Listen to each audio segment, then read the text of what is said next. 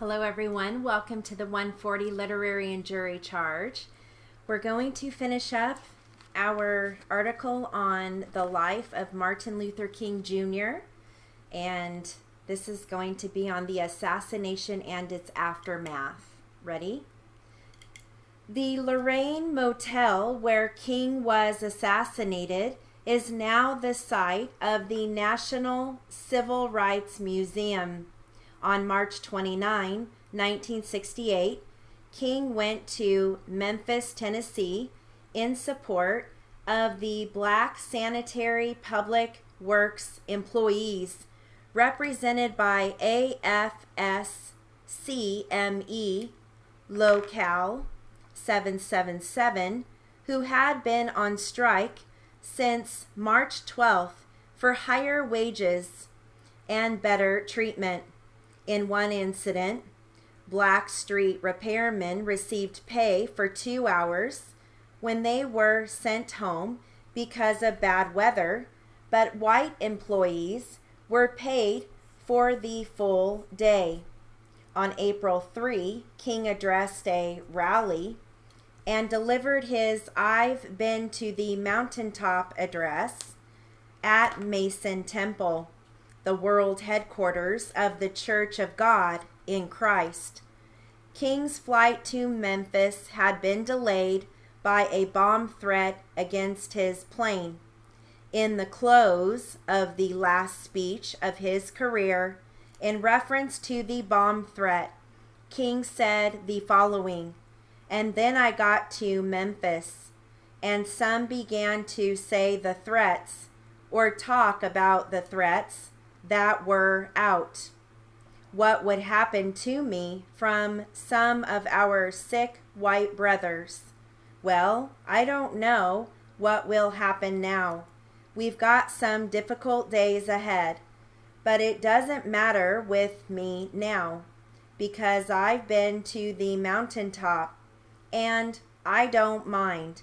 Like anybody, I would like to live a long life. Longevity has its place, but I'm not concerned about that now. I just want to do God's will, and He's allowed me to go up to the mountain, and I've looked over, and I've seen the promised land. I may not get there with you, but I want you to know tonight that we, as a people, will get to the promised land. So I'm happy tonight. I'm not worried about anything. I'm not fearing any man. My eyes have seen the glory of the coming of the Lord." King was booked in room 306 at the Lorraine Motel, owned by Walter Bailey in Memphis. Then at 6:01 p.m., April 4, 1968, a shot rang out as King stood on the motel's second-floor balcony. The bullet entered his right cheek, smashing his jaw, then traveling down his spinal cord before lodging in his shoulder. Abernathy heard the shot from inside the motel room and ran to the balcony to find King on the floor. After emergency chest surgery, King was pronounced dead at St. Joseph's Hospital at 7:05 p.m. Legacy. King's main legacy was to secure progress on civil rights in the U.S. Just days after King's assassination, Congress passed the Civil Rights Act of 1968. Title 8 of the Act, commonly known as the Fair Housing Act, prohibited discrimination in housing and housing-related transactions on the basis of race, religion, or national origin, later expanded to include sex, familial status, and disability. This legislation was seen as a tribute to King's struggle in his final years to combat residential discrimination in the U.S. King's wife, Coretta Scott King, followed in her husband's footsteps and was active in matters of social justice and civil rights until her death in 2006. Martin Luther King Jr. Day. At the White House Rose Garden on November 2, 1983, President Ronald Reagan signed a bill creating a federal holiday to honor King, observed for the first time on January 20, 1986.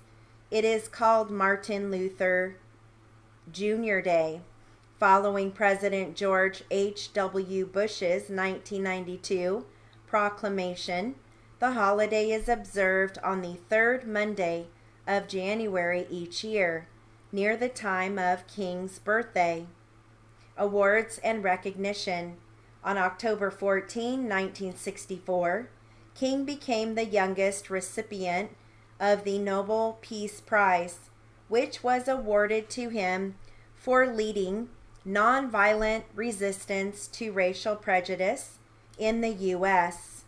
More than 730 cities in the United States have streets named after King.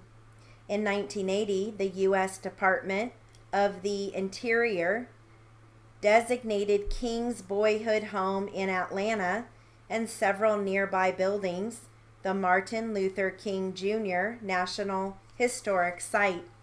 King was the first African American and the fourth non-president honored with his own memorial in the National Mall area.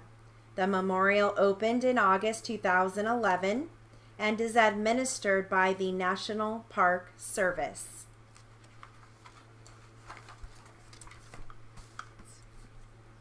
Very fascinating. I love to read about that, about different people. All right, so I have some jury charge for you. Here we go. Ready? Members of the jury, you have now heard all of the evidence and will shortly hear the argument of counsel. It becomes my duty to give you the instructions of the court concerning the law applicable to this case. It is your duty as jurors to follow the law as I shall state it to you, and to apply that law to the facts as you find them from the evidence in the case. You are not to single out one instruction alone as stating the law, but must consider the instructions as a whole. Neither are you to be concerned with the wisdom of any rule of law stated by me, regardless of any opinion you may have as to what the law is or ought to be. It would be a violation of your sworn duty to base a verdict upon any view of the law other than that given in the instructions of the court, just as it would also be a violation of your sworn duty as judges of the facts to base a verdict upon anything other than the evidence in the case. All right, so I have some fun facts. And this is on agriculture. Okay, here we go. Iowa has more land under cultivation than any other state, more than 24 million acres. Following in order are Texas, Illinois, Kansas, and Minnesota. Almost all our breakfast cereals are made of grass. Oats, barley, corn, and wheat are all different varieties of grass and are all descended from the same botanical species. Moreover, Most of the sugar we eat also comes from grass, sugar cane, as do most of our alcoholic beverages. The United States produces more tobacco than it does wheat. By weight, the largest agricultural crop is corn, then peanuts, tobacco, wheat, and soybeans. It takes 100 pounds of rain water to produce a single pound of food from the earth. Between 10 and 20 tons of water must pass through the roots of an acre of corn before 1 bushel of corn will be produced. Interesting facts there. Okay, so I'm going to read you continuation from this straight matter of sexual battery, and this is on mens rea, consent and force, statutory rape. And I know some of this is a little disturbing, but again, we have to get used to it because you guys are going to be court reporters, and especially if you want to work in court, you're going to hear all kinds of cases with this sort of information. Okay? All right, here we go. Ready? Statutory rape, state of mind, is at issue in sexual assault cases, primarily in determining whether the victim consented to the act and whether the defendant reasonably believed the victim consented. When the victim is under the age of consent, which varies from state to state, or is mentally or physically incapacitated, a lack of consent to sexual conduct with older partners is presumed. Statutory rape, unforced sexual intercourse with an underage child, is a strict liability offense in some states.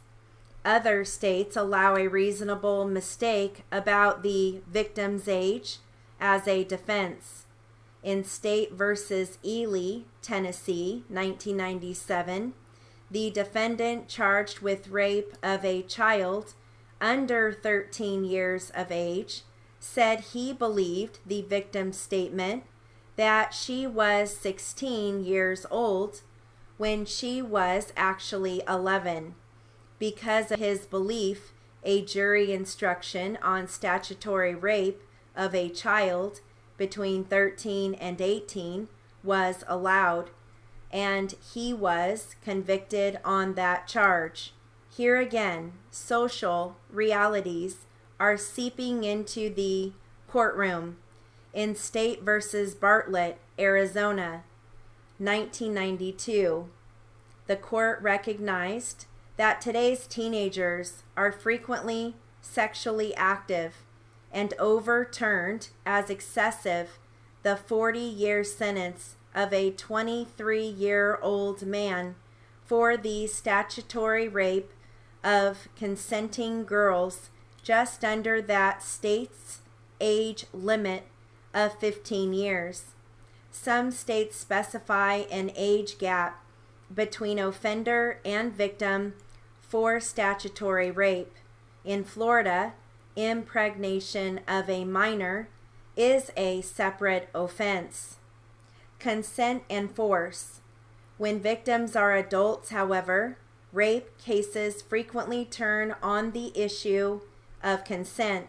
The state of mind of the victim seems to have been of greater interest to courts in the past than the state of mind of the defendant.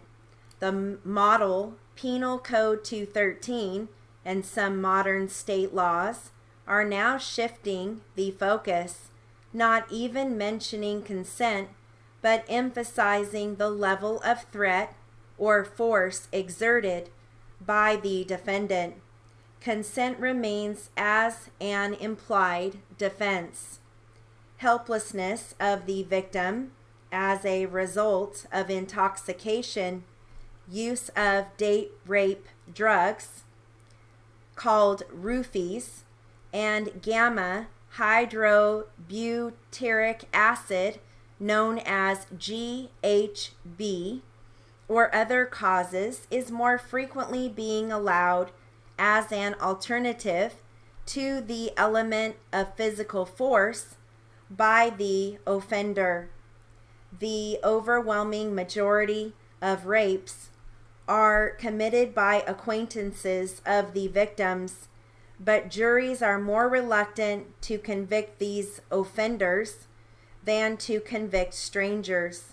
Therefore, the model penal code and some states reduce the classification from first to second degree felony if the victim was a voluntary social companion of the accused. So we're going to stop there. All right. I have an article here on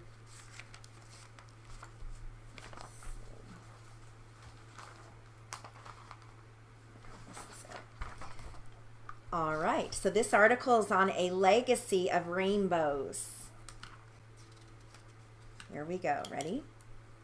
One spring morning, I paused beside a park fountain to watch the spray diffuse sunlight into shimmering rainbows.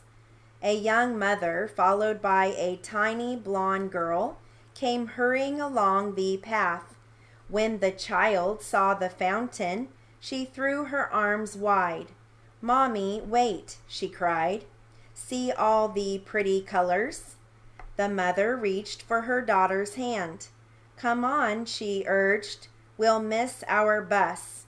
Then, seeing the joy on the small face, she relented. "All right," she said. "There'll be another bus soon." As she knelt with her arms around the child, joy filled the mother's face too. That rare and special joy of sharing something lovely with someone we love. Since that day, I found that the happiest, most observant, most creative children belong to families rich in rainbows shared. How can parents help a child appreciate the mystery and excitement of the world? The following suggestions may help. Respect your child's enthusiasms. For a youngster, there is something unforgettable about those times when mom, dad, or a grandparent shares the child's discovery. Recently, I ran into a friend and her 7-year-old son standing outside a bakery. "Jake brought me," she explained. "He stops here every morning on his way to school to smell the good smells." I'd forgotten the wonderful aroma of baked goods fresh from the oven. Jake squeezed his mom's hand and looked up at her, his eyes shining with pride. On a beach one day, I watched a girl, about 10, select stones from the water's edge and carry them to her mother. Then they sat, heads together, while the girl happily attempted to identify her treasures. I later commented to the mom, "You must be tremendously interested in stones." "It's my daughter's interest," she replied. "Right now it's stones. Next month it may be shells or wildflowers. She needs someone to listen." I wasn't surprised to find out that Sarah is a top student and the science expert of her class. Her life and that of the little boy outside the bakery will be full of splendid newness, always waiting to be explored. Share your own share your own sense of wonder. Given the opportunity, children eagerly share their parents' interests. One mother staked out a 3-foot square section of her backyard. She equipped herself and her 2 children with 10 power magnifying lenses, and together they examined the area daily. Those lenses opened a new world, the mother reported. We saw the seasons change and marveled at exquisite patterns of snowflakes, a blue jay's feather, and a butterfly wing. We discovered exotic weeds and flowers within flowers. Even the yellow center of a daisy is packed with hundreds of yellow stars. Now we know what Walt Whitman meant when he wrote, "I know of nothing else but miracles." I am a teacher, and some time ago the father of one of my students confided, "I was upset by the hours Brandon spent immobilized in front of the TV. Then I began recalling my own boyhood activities. The following Saturday, Brandon and his father built a raft and poled it down a stream. A week later, they made kites and flew them on Brandon's grandfather's farm.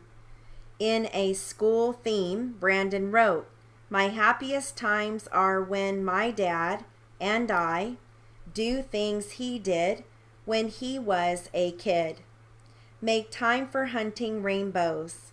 A single mother of 3 told me, "While dinner is in the oven, I walk my toddler around the block. It takes only minutes to let her smell a flower or call her attention to a flock of birds in the sky.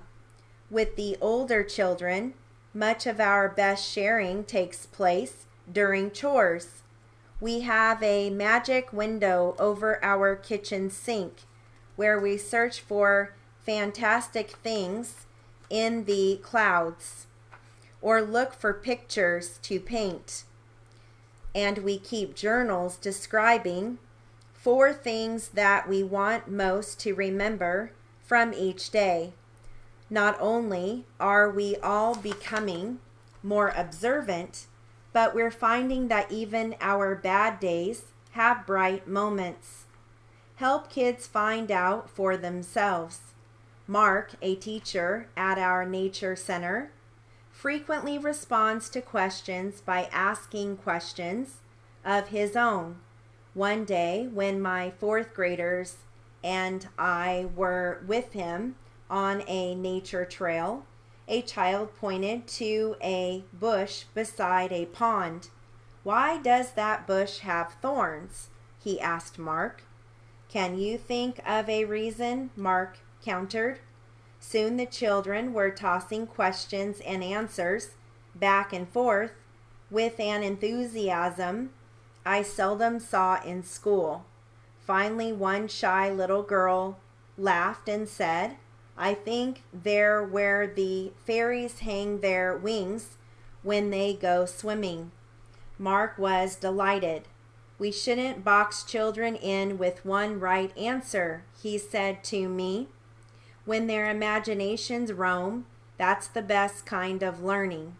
We cannot measure what we give a child when we offer him a sharpened awareness of life or a dream to dream. If life is to continue to be worth living, it will depend upon the creative young people who look upon the world and find it worth preserving. The ones with a legacy of rainbows are capable of carrying us to greater heights than we have ever been before." The next time you have a moment to spare, I encourage you to stop and smell the roses. Neat article there. All right, so that concludes our literary and jury charge for the 140 class. Have a great day.